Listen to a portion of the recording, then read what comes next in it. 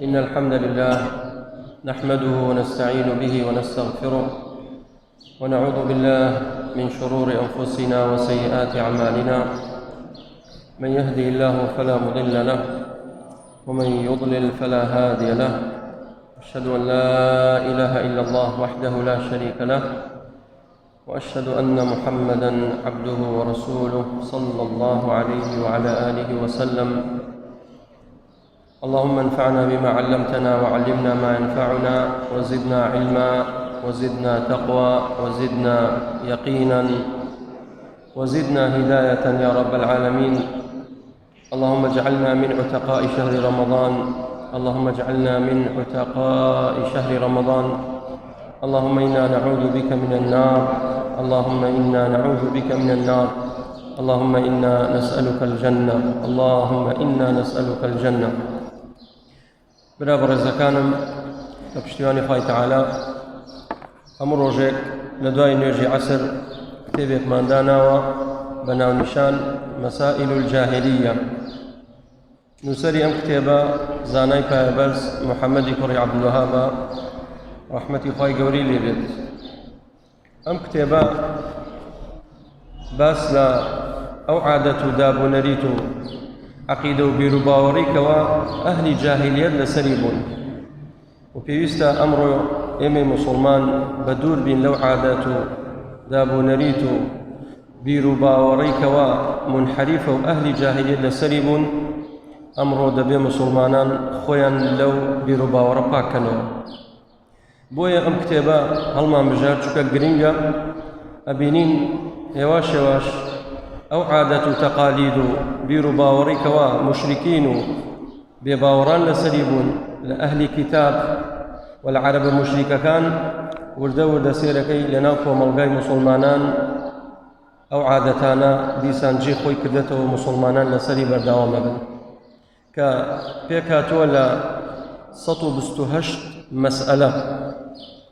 بستهشت مسألة باسكا محمد كوري عبد الوهاب رحمتي خواهي قويلي بيت بويا قرينجا إن شاء الله باسي ليو بكين چونك قرآن سنتي في غمري خواه عليه الصلاة والسلام بخرابي داناوا أو عادتانا أو مسائلانا لقرآن ولسنة رسول الله عليه الصلاة والسلام زمكراوا سرزنشتكراوا بويا بفي يسمان زاني باسي ليو بكين في غمري خواه عليه الصلاة والسلام لم بر مسلاني كوا لما نقول إن شاء الله باسي لكن همور جدواي نيجي عسر مخالفي قاورو جولكي كت ومخالفي عرب مشرككان كت ومخالفي مجوسكان شكت لانحراف ينهبوا كأوان انحراف ينهبوا العقيدة وبرباورة جولكا كأهل كتاب النقل قاور جولكا يعود عزير ابن الله،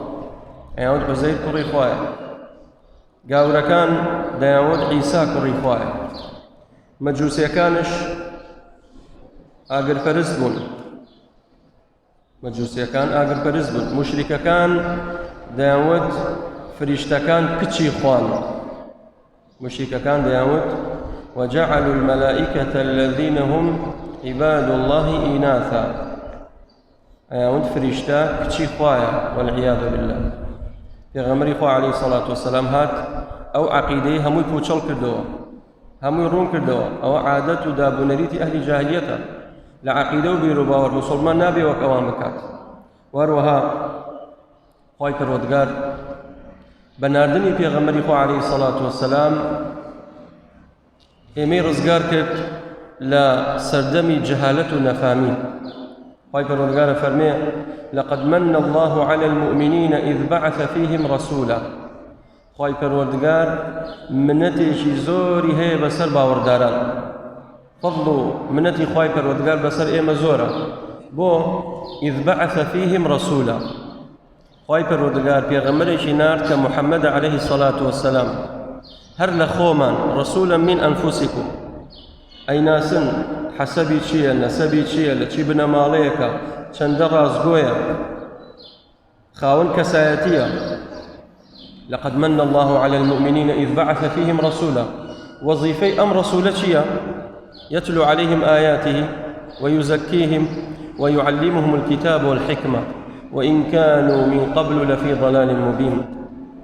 إيشي بيغمران عليهم الصلاة والسلام أويا يتلو عليهم آياته دبي آيات كان يخوي غوريان بو بخوينت ويزكيهم باكيان بكاتوا لبيرو باوري تشوتي ناراست بو بيرو باوري الراس دي دروس كخوي كرورغا في رازية باكيان كاتوا لأخلاق ناشرين ويزكيهم ويعلمهم الكتاب والحكمة أو جافيري كتاب حكمة يانكا كواتا فيري قرآن وسنة رسول الله صلى الله عليه وسلم. پێغەمبەری خوا عەلەیهی سەڵات وەسەلام بۆ ئەوە هاتە کە ئێمە ڕزگارکە لە نەفامی بەڵێ کۆمەڵێک لە خەڵکی هاتنە ناو دایرەی ئیسلامەوە ئەوە بوون بەر لەوەی کەوا هەڵگری ئاڵای ئیسلام بن و بێنە ناو دایرەی ئیسلامەوە لە زۆر شتا داماڵا بوون لە ئەخلاق و ڕەوشتا بەس ناوەکەی مابوو و ئیلا ناوەڕۆکەی هەمووی کۆتایی پێ هاتووبوو لە انحرافیان نەبوو لە عەقیدە و بیر و باوەڕە لە هەموو شتێکایە. بەڵام پێغەمبەری خوا صلی الله عليه وسلم بەشەریەتی ڕزگار کرد. بەڵام لە دوای ئەوە خەڵکانێک نەفام و جاهل نەزان بە دینی ئیسلام هاتنە ناو ئیسلام هەستان ئەو ئیسلامەتیە وەکو خۆی وەکو پێویست تەطبیقیان نەکرد وەکو پێویست تەطبیقیان نەکرد. هێواش شێواش ئەو عادەت و دابوونەریت و عقیدە و بیر و باوەڕی کەوا ئەهلی جاهلیەت لەسەری بوو دیسان سەر لە نوێ هاتەوە ناو دایرەی ئیسلام. بۆیە ضرورە و پێویستە ئینسانی مسلمان ئاگای لێ بێت. پێغەمبەری خوا فەرمی عەلەیهی الصلاة والسلام إن من أشراط الساعة أن يرفع الجهل ويفشو أن يرفع العلم ويفشو الجهل. أفرمي يشك لنشانكان قيامت أما علامات صغرايا نشانكان قيامت زورا يشك لنشانكان قيامتي علامات صغرى أن يرفع العلم علم برز بيته شون علم برز بيته بموت العلماء بقبض العلماء هاي جوران زانا كان أباته ولا خوي حتى إذا لم يبقي عالما اتخذ الناس رؤوسا جهالا كعالم الزانا نما خلشي بروچورات بولاي جاهل النفام كالفا مكان الروح. أن يرفع العلم ويفشو الجهل كعلم نما أو جا جهل بلاوبيته أو جا جهل بلاوبيته. إما باسي كام علمك يعني علمي زانستي قرآن وسنة رنگ لمالك چوار پێنج کەس شەهادەی بەرزیانە بێ ئەمەیان دکتۆرە ئەویان مهندسە ئەویان مامۆستایە ئەویان هەرێک و شەهادەی بەرزی هەیە ماجستێریە دکتۆرا هەیە بەڵام سێرەکەی لە ئاستی شەریعەتەکەی خوا و ئیسلام زۆر جاهلە بیهێنە سوورەتی فاتیحای بڵێ بۆم بخوێنەوە با بزانم غەڵەتت هەیە یانە سێرەکەی غەڵەتی زۆرەکە با شەهادەیشی زۆر بێت با خاوەن ماڵش بێت با خاوەن کەسایەتیش بێت بەڵام کە تۆ جەهلت هەبوو و علمت نەبوو ئاشنا نەبووی وەکو پێویست بە ئاینی پیرۆزی ئیسلام ئەو کاتە تووشی ئەو عادەتە جاهیلەتە دەیکەوە مشریکین لەسەری بوونە و مشریکین کە لە سەردەمی زوو لە دێرین زەمان ئەوان لەسەری بوون. ئەجینا ئەگە بگەڕێنەوە بۆ سەلەفی ساڵح بۆ نمونە وەکو شارێ وەکو قورطوبە لە ئەندەلوس بە هەزارەها حافظ قورئانە تێیە دۆزیەوە. ئەی ئەگەر ئەمڕۆ بگەڕێ بە دوای حافظ قورئانێکە لە شارێکە زۆر بەدەگمەنی دۆزیتەوە ئەو بەڵگەی لەسەر ئەوەی کەوا جەهل انتشاری کردو با شەهاداتش زۆر بێ با جامیعەش هەبێ با کولیە و مەعاهید و مەدارس هەبێت بەڵام کە جەهل انتشاری کرد ئەو کاتە کۆتایی پێدێت ئەو کاتە علم نەما جەهل دێتە جێی ڕەنگە نەک بڵین قورئان لە بەرێکمان دەست نەکەوێت وەکو پێویست لەوانەیە لە گەڕەکێکە چوار کەست نەدۆزیتەوە کەوا ماهر بێ لە قورئان چوار کەس نەدۆزیتەوە ماهر بێ لە قورئان بزانێ شارەزا بێ قورئان کە کەلامی خوایە ئاگای لێ بێت کەواتە یەکێک لە علاماتی قیامەت چییە؟ ئەن يرفع العلم ويفشو الجهل. بۆیە پێغەمبەری خوا صلی الله عليه وسلم هات بۆ ئەوەی مخالفەی عادەت و دابوونەریتی ئەهلی جەهالەت کات. لێرە شیخ الإسلام فەرمێ لە مقدمەی کتێبەکەی مسائل الجاهلیە هذه مسائل خالف فيها رسول الله صلى الله عليه وسلم أهل الجاهلية الكتابيين والأميين. پیغمبر خواه صلى الله عليه وسلم لم كتابا ككوي كردوتو محمد كري عبد الوهاب مخالفي أهل كتابي كردوا. أهل كتاب من كيام قاور جولكيا قاور هاي پروردگار عيسى بويان نار قاور عيسى پیغمبري بويان نار عيسى پیغمبري بويان نار كتابا كان چي بو؟ كتابي قاورا كان چي بو؟ انجيل بو. أي جولكا پیغمبرا كان چي بو؟ اگر کسی پرسیار لیک اوله پیغمبری جولکا چی بو؟ الله چیه؟ عیسی پیغمبر علیه الصلاة والسلام. نبیتان شو تو؟ روزانه باسیه که؟ بارك الله. باشا چی کتابیشی بو دابزی عیسی علیه الصلاة والسلام؟ توراتی بو دابزی. توراتی بو دابزی. پیغمبری خواه صلی الله علیه وسلم بو مخالفی قاور جولکی کرد. بو اوان ناحق بون هتاكو لسر أو دينبون كالتوراة وإنجيل وكو خوي مايوا دواي أوا هواش هواش تبديل انحراف لتوراة وإنجيل بيدابو دسكاري قرآنكي خويا أنكت كتوراة وإنجيل دسكاري أنكت كدسكاري أنكت انحراف زور هات ناوشي ديني قاورو جولكا يا غمري خواه صلى الله عليه وسلم هات مخالفة أوانكت. وأروها فرمي الأميين بشيء أوتي أمي أو كوانا خيان دوارا لا يقرأ ولا يكتب. عربا كان بيشوي قرآن ينبو بيت أمتي شي أمي بون بوي بيغمبري خواه صلى الله عليه وسلم بيدلين شي رسول الأمي واتا بيغمبري خواه صلى الله عليه وسلم نخيان دوارا. طبعا مش حكمتي تاعي رنگا اگر بيغمبري شي بنا دا خواه پروردگار خوێنەوار بواە قەومەکەی وەکو پێویست ئاوڕیان لێ نەدایەتەوە ئەیانوت ئەمە بە زیرەکی خۆی ئەم قورئانەی نووسێتەوە. بەڵام خوای گەورە فەرمووی ئەبێ ئومیەک بنێرم کە نەزانێ بنووسێتشەوە نەزانێ قەڵەم بگرێتە دەستێەوە خوێنەواریشی نییە قورئانێکی بۆ ئەنێرم کەوا ببێتە ئیعجاز هەموو خەڵکی لە بەرامبەر ئەو قورئانە سەرسام بن. فعلا خوای تەعالا فەرمووی وەلئین اجتەمەعەت الئینس والجن على أن يأتوا بمثل هذا القرآن لا يأتون بمثله ولو كان بعضهم لبعض ظهيرا. نأنتواني هم عالم دس وسام سبارد قرآن ككلام خوي كرودگار. كواتا هات مخالفي عرب مشركة كاني كرد كومل آداب ينهبو كومل روشتي ناشرين ينهبو كومل بيروكي ينهبو كومل اعتقاد ومعتقد ينهبو پیغمبر خواه صلى الله عليه وسلم هات هموي باس كردو مخالفي أواني كرد. فرموي مما لا غنى للمسلم عن معرفتها وبيوست إنساني مسلمان تيبقى وشارزابت إنساني مسلمان بيوست نية لما سائلانا كأهل جاهلية سريب كشارزابت وبزانت بو چونك عرفت الشر لا للشر لكن لتوقيه ومن لم يعرف الشر من الخير يقع فيه. من بو شر بناسم نك بوي تطبيقي كم بو اوي حذر بم بو اوي نكو مناو الشر.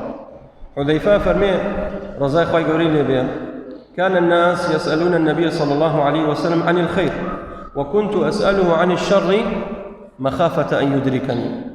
أفرمي الصحابة ما بيني بولتون فرسياري خير يا نبي غمري خواك صلى الله عليه وسلم بلا من شوم زوجة فرسياري كم ليكت فرسياري شرم ليكت كاما خرابة كاما نهية كاما قد غكراو الإسلام بو مخافة أن يدركني بو أوينك ومناوي كواتا أما سائلانا كباسي أكين بو چيا لو أنيك سيقول لك أما كي ضرورة سدمي نفامي وجهالة نما نأوانية ماوا يستبود باسا كم شن خالق عليه والله راسك يستلناو كوم الغاي مسلمانان ماوا بو نمونا لو خصلتاني كوا أهل جاهلية لسريبون كيستلناو مسلمانانا باو لسرين لسدمي في غمري خواه صلى الله عليه وسلم لسدمي نفامية لبيني مهاجرين وأنصار شر قرويدا دا مقالي قرويدا مهاجر كانوا تيان يا للمهاجرين أنصار كانوا تيان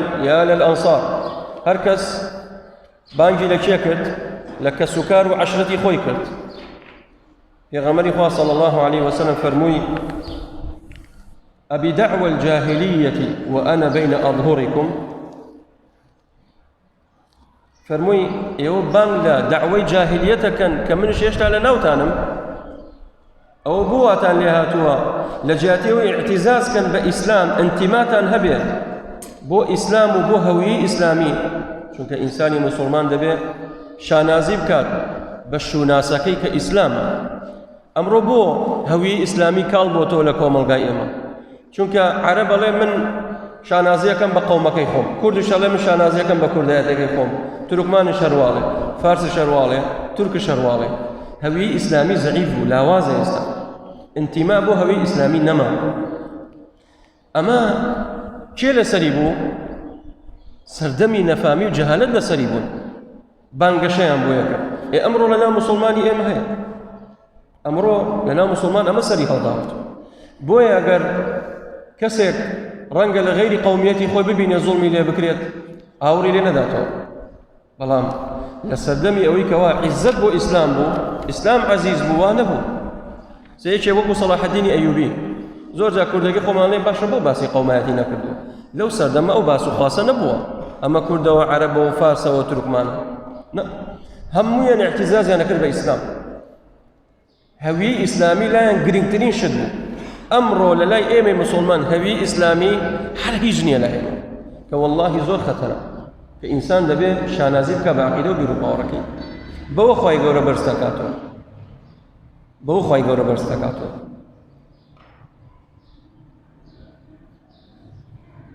لمجلسي في غمر إخوة صلى الله عليه وسلم يشق للصحابة صحابي شبيني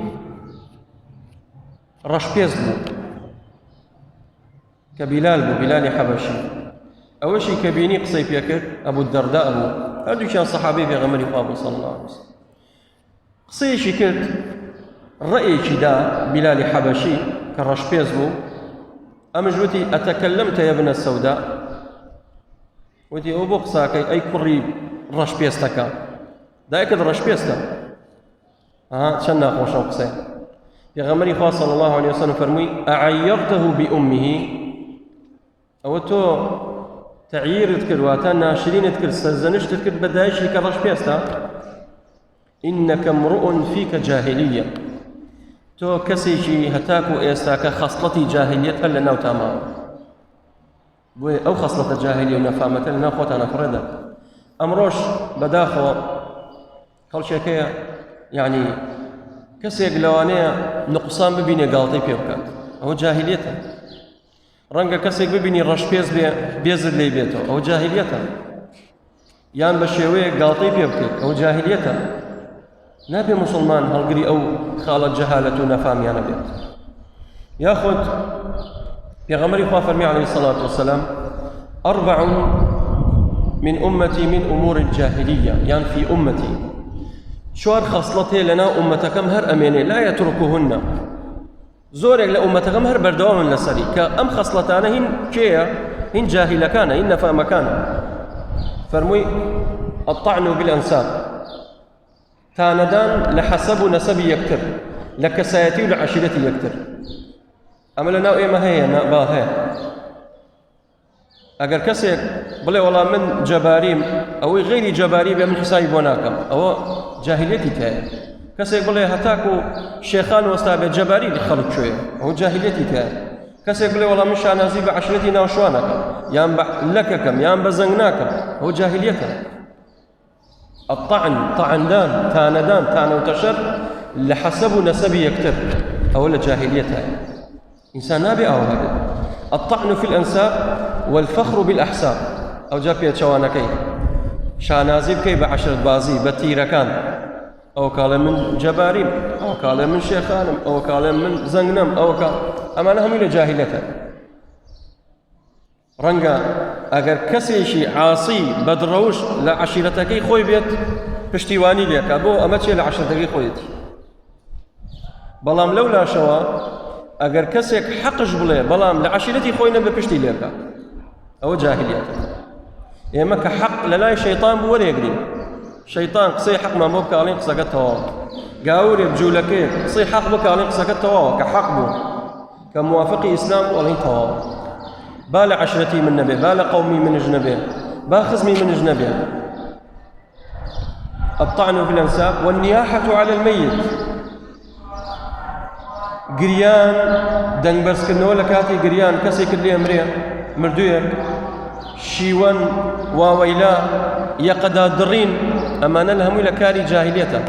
ئێستاش لە ناو کۆمەڵگای موسڵمانی ئەمە هەیە، کابرایەکێکی لێ ئەمرێ لە باقی حەمد و سەنای خوای گەورە بکە ئەسترجاع کە بڵێ ئینا لله وئینا ئیلەیهی ڕاجعون، سێرەکەی کوفری خوای گەورەکات، تەشتی قوڕی بردوۆتەوەی کاتە سەریان یەقی خۆی دادڕێت، بە تایبەت لەناو ئافرەتان ئەمە باوە، ئەمەش لە جاهلیەتە. فەرمووی والاستسقاء بالنجوم، لە سەردەمی نەفام و جاهلیەت دائما نسبەتی بارانیان ئەدایە پاڵ ئەستێرەکان، ئەیانوت هۆکاری ئەم بارانە فڵانە ئەستێرەیە. ئەمەش لە ناو کۆمەڵگای ئێمە هەیە. زۆر جا لە گۆڤارەکان، لە مجلەکان، لە کەناڵەکان دەرەچێ ئەڵێ بورجی تۆ برجی سەتڵە، بورجی تۆ برجی حوتە و برجی ماسیە. ئەبراجەکان زۆر جا لە مەجەلە و گۆڤارەکان بڵاو بێتەوە، لە فەیسبووکە زۆر جای بینین کەناڵی تایبەتی ئەم شتانە بڵاوەکەنەوە. ئەوانە هەمووی ئوموری جاهلیەتە کەوە دیعای غەیب بە کەس نازانێت. نابێت تۆ نسبەتی باران بدەیتە پاڵ ئەستێرەکان، نە، وەلای خوای گەورە ئیگەڕێنی. کەواتە ئوموری جاهلیەت زۆرە کە پێغەمبەری خوا صلی الله علیه و سلم بۆمانی باس کردەوە، خوای گەورەش لە قورئان بۆمانی باس کردەوە. ئەفەرمێ وقرن في بيوتكن ولا تبرجن تبرج الجاهلية الأولى، أي ئافرەتان هەتا بتوانن لە ماڵی خۆتان بن، ئەو باشترین حیجاب و پۆشاکە. ئەگەرش پێویست بوو دەرچوون ولا تبرجن تبرج الجاهلية الأولى، نەکەن تبرجی جاهلیەتی الأولى دووبارە بکەنەوە سەر لە نوێ. ئەوان چیان نەکرد جاهل و نەفامەکان ئافرەتانی پێشوو ئەچون خۆیان ڕوتە کردەوە، خۆیان ڕوتە کردەوە، تەوافی کەعبەشیان نەکرد، جلێکیان نەکردە بەریان تەنک بوو، یان لە هەندێ ئەثەر هاتووە پۆشاکیان لەبەر بووە نەبێ ڕوت و قوت بن، بەڵام جۆرە جلێکیان نەخستە سەر شانیان، جۆرە قوماشێک بۆ ئەوەی زینەت و جوانی خۆیان دەرکەن. ئەی ئەمڕۆ ئافرەتانی ئێمە دووشی ئەو جەهالەتە بوونە؟ بەڵێ، هەمان ئەو ڕێچکەیان گردەتە بەر. ئەمڕۆ ئەگەر خوشکانی ئێمە، دایکانی ئێمە حیجاب لەبەرکە و ئابا بپۆشێت، ڕەنگە گاڵتەی پێ بکەن، بڵێ ئەمە دواکەوتووە. بەڵام ئەو کەسە دواکەوتووە کە هەڕ ڕوت و قوتە، ئەو کەسە دواکەوتووە کەەوە ئاگای لە ئیسلام نییە، ئەو کەسە جاهل و نەفامەکەەوە ناگەڕێتەوە بۆ ئیسلام. بۆیە ئەو کەسانی کەەوە ئەو خوشکانی کەەوە حیجابە پۆشن، پێچاکەن، ئەوانە ئینشاءڵڵا سەرفرازن، ئەوانە ئینشاءڵڵا براون. بۆیە ئوموری جاهلیەت زۆرە. ئینشاءڵڵا گە خوای گەورە تەمەن بدات لە سبەی نێو دەستەکەین بە خاڵ خاڵ لەو خاڵانەی کە پێغەمبەری خوا صلی الله عليه وسلم مخالفەی ئەهلی جاهلیەتی کردووە. داواکەم لە خوای پەروەردگار بە ناوە جوانەکانی و بە صیفاتە بەرزەکانی ڕەحممان لێ بکات و بەختەوەری دنیا و قیامەتمان کە. وصلى الله وسلم على نبينا محمد